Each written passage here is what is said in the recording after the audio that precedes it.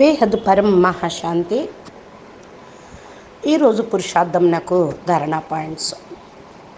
పిల్లలు, నాకు మీ సంకల్పాల యొక్క సహయోగం కావాలి. మీరు సంకల్పాల యొక్క స్థిరత్వం ద్వారా తమ సీట్లో సెట్ కండి. సీటు కూడా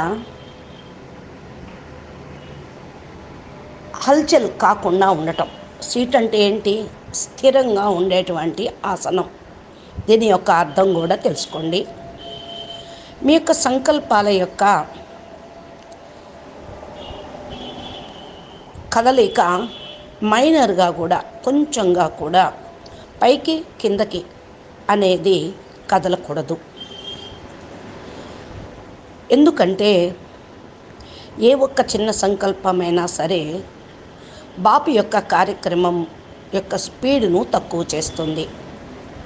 ఎందుకు, ఏమిటి, ఎలా, అలా అనేటువంటి ఏ చిన్నపాటి సంకల్పమైనా సరే పరివర్తన స్పీడ్ను తక్కువ చేస్తుంది. ఇప్పుడైతే మీరు నాలెడ్జ్ఫుల్గా అయిపోయారు కనుక సీట్లో సెట్ అవ్వండి. వెంటనే ఫటాఫట్ కార్యక్రమం సంపన్నం అయిపోతుంది.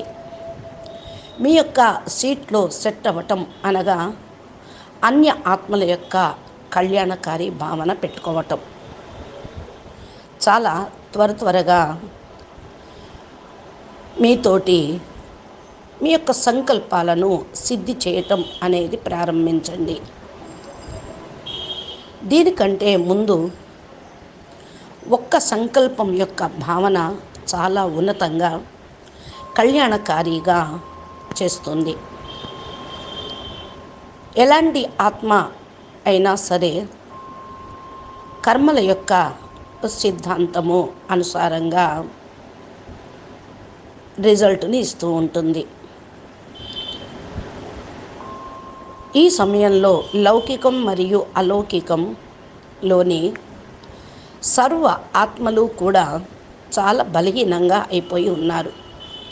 అందుకని మీరు తమ యొక్క విశేషతల అనుసారంగా అనగా మీ యొక్క ఉత్తమమైన స్వమానం అనుసారంగా తమ సంకల్పాలను, భావాలను పెట్టుకోండి.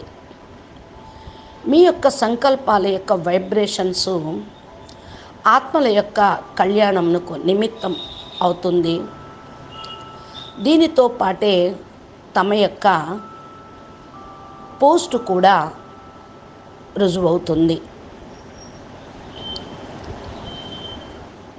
ఏదైతే మీరు బాప్ సమానంగా సీట్లో సెట్ అయితే సర్వ ఆత్మలకు పిత అయిన పరమాత్మ సర్వుల కళ్యాణం నిమిత్తం ఉండనే ఉన్నారు. బాపు మీకు ఏ విద్య అయితే బోధిస్తూ ఉన్నారో ఆ యొక్క బాప్ కార్యక్రమము స్పీడుగా మరియు ఇంకా స్పీడుగా జరగాలి అంటే మీరు స్వయం పైన అటెన్షన్ పెట్టుకొని చాలా ముందుకు వెళ్ళండి. అటెన్షన్లో మైనర్గా కూడా పూర్తిగా తేలిగ్గా ఉండాలి. తేలికగా ఉండటం అంటే పరమాత్మ బాపు కార్యక్రమాన్ని సంపన్నం చేయటంలో సహయోగిగా కావటం. ఇప్పుడు సూక్ష్మ సేవ అనేది ప్రారంభం చేయండి. తమ అలౌకిక పరివారంలో నలువైపులా లైటే లైట్, ప్రకాశమే ప్రకాశము వ్యాపింప చేయండి.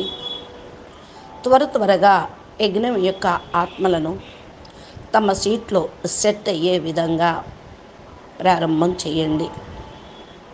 మీ లోపల ఇదే లగన్ ఉండాలి.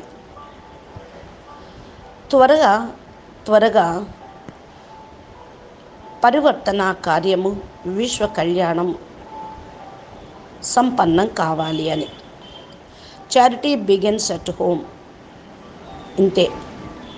తమ బాధ్యతగా భావించి తమరు బాధ్యులుగా అయ్యి సమయం అనుసారంగా ఇప్పుడు తమ అలౌకిక విశేషతలను, అలౌకిక నావను ఒడ్డును చేర్చటానికి మీరు పురుషార్థం చేసి అందరినీ కూడా ఆహ్వానించండి.